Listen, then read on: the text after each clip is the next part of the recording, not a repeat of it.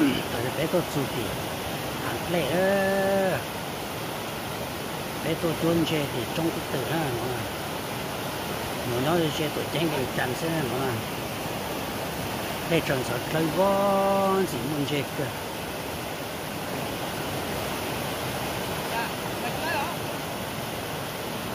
ta tỏ có giờ rồi ta tỏ một chuôn chơi cô lục lệ chuôn mông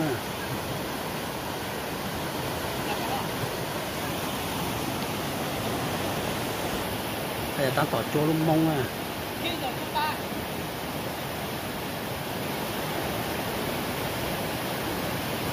đây trận sợ lấy võ để khó mệt phụ đó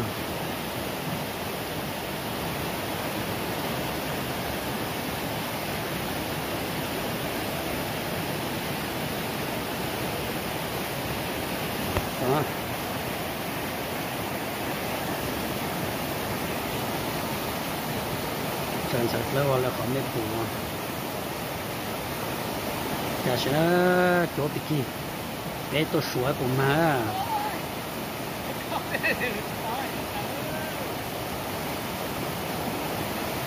lấy trở ra nó bên à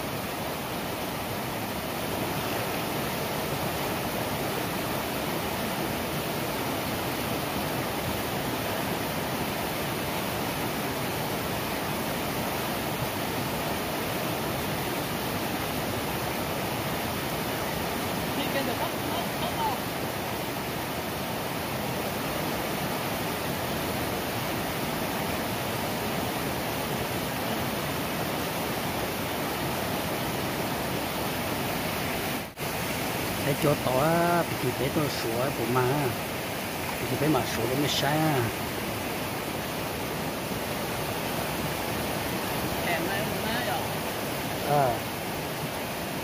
rồi có số kẹt khi nó tròn cho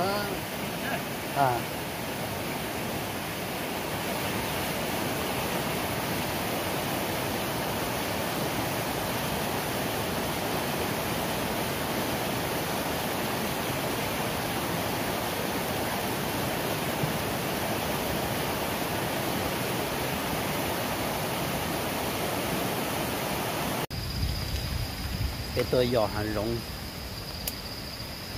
dò chôn trên nó có gì mà ô lù lù nà chỗ lù lù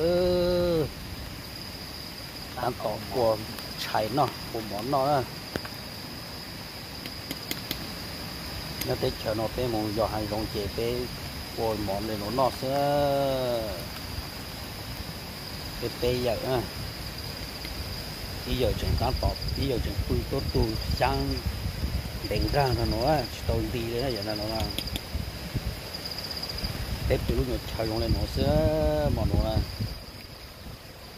về phơi đợi ót lại nó chăn đông nó bây giờ nó là dịch lại lúc ủ nó về phơi nó chín đi lại sẽ ta tỏ cầm tù đó tết cho ilu mông tết cho ilu mông tổ của nó cho ilu mông tổ lúc bàn lên nó thuộc về nó làm mông có cầm tù mà một số sẽ bộ màn chơi để chàng tổ mẹ sai nè mà nó mà bé phơi nó cùng nhau hai rong nó mà năn lụt mà chuột lú cơ này chuột lú cơ mà sao mà bé mà chạy sủ là hết đó chỉ mà làm phơi hết rồi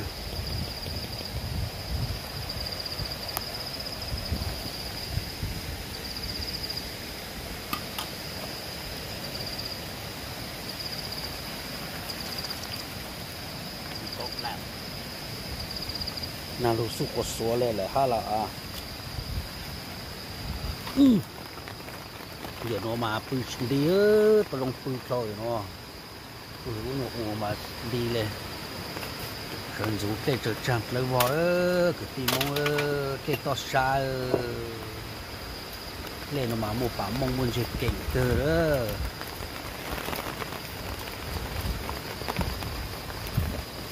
sơn rủ giờ bên ta tỏ mông xua mông sẽ bộ màn chơi được bé hậu nó sợ chạy là cam plong chứ nào tôi lúc san lý chứ để chân sợ lực ô sơn rủ nó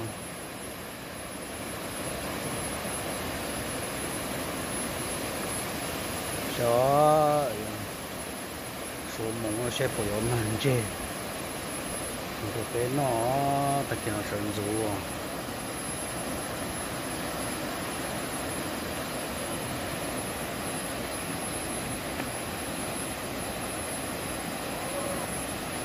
ô yo mông ô tô chang có thế mà chị hà ơi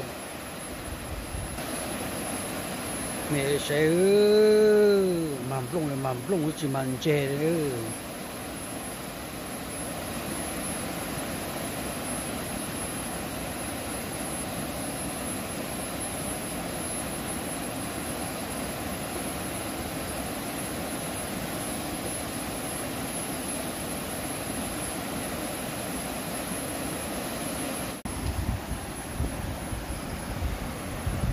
chỗ cái món tí là hấp dẫn à, thằng cô á, đúng không? Số cái đó mà, đau mà, cũng đau à, đó,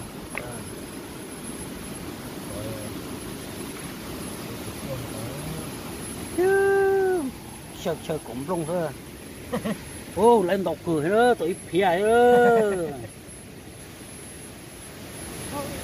cái đầu thế nè. Cho nó mà trời to ta hơn nữa. Cho nó là nhân viên thằng nó mà hú. Ô. Còn trời rồi. Là cái na đó như này. Chắc là tổ nè. tổ chào Chào. cô bị tịch trong rồi một chỗ phản đúng nó ha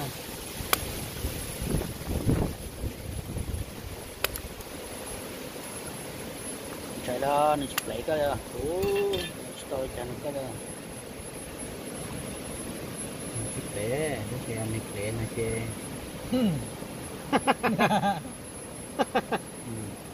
Lệ nó kêu. Ô, chi thu thì tôi không hao. Màu. có tên mảng hả? Màu thì rồi.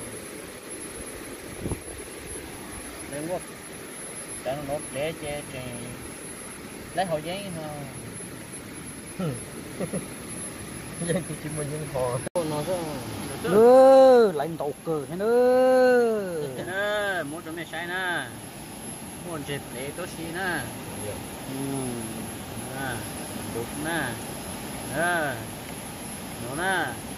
chỉ lấy bả mông thôi Tụi nó kẹn á, kẹn chín chư á, tụi nó nè. rồi dùng trò dùng Tụi nó ót thành con chư á, kẹn ót thành con chư á. Một chục cầu nữa nè.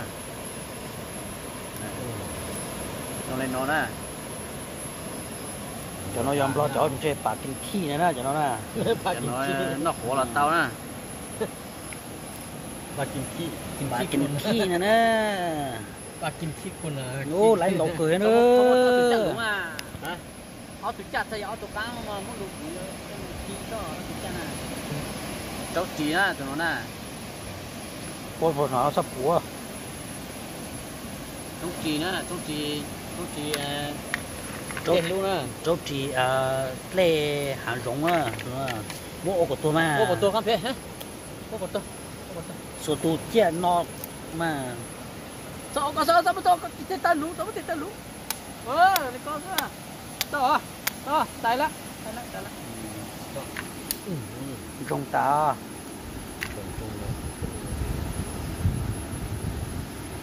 Thành phố hả? Sao cho bỏ khó cán cho mà. Thành phố đó. Tam bà mừng ra.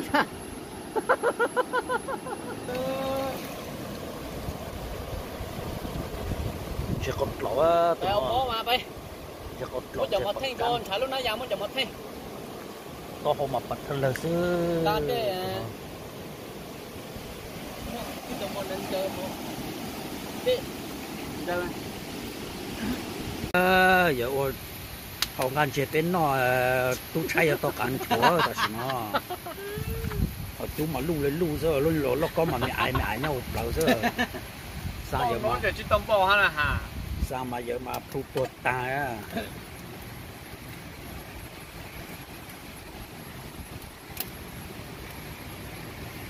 bạn chỉ nó mà lâu xưa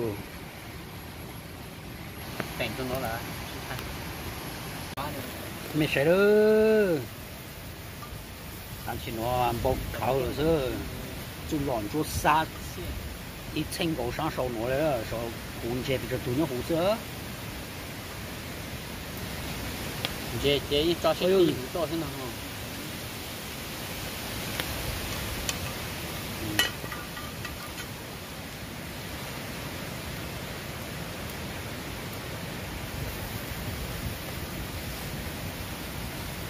这样咯。谁儿听到的哦，成这这把梦汉这劲，是的，把天气是的，就喏。mỗi cái cao lụt nó cũng tốt lắm. Hai tật ta nữa. Đó nè. Như sẽ ở ít là sát làm chủ luôn mà sẽ cá một từ rồi.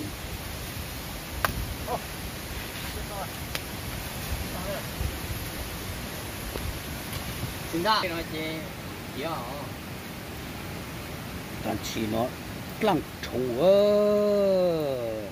bà kinh khi mà kim bao thì cô đã chủ tờ lò nữa chỉ cá cực kia đó chạy pla nữa bỏ nó thì ngọt con chồng pin phong gì nữa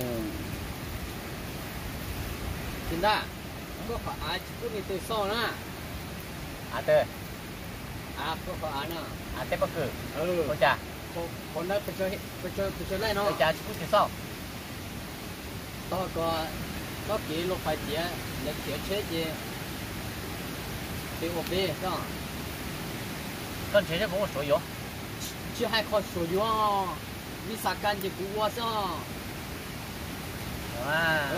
vì sao can gì thua gì lưu giải gì thì hai đồ lấy gì là xa ha con tổ cá tao chỉ nó mà làm chủ xưa chỉ cá thường cầu nữa được có kỹ lúc phải nói không sao tao có nó sao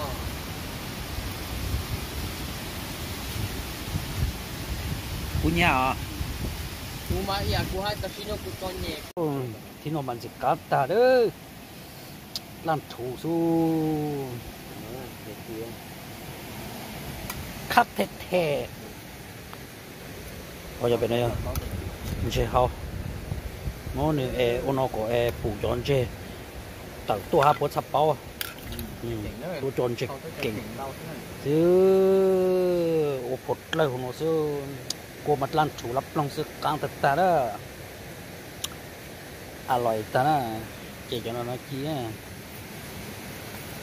cho nó chia cặp bù á tụi có khẩu á anh ta luôn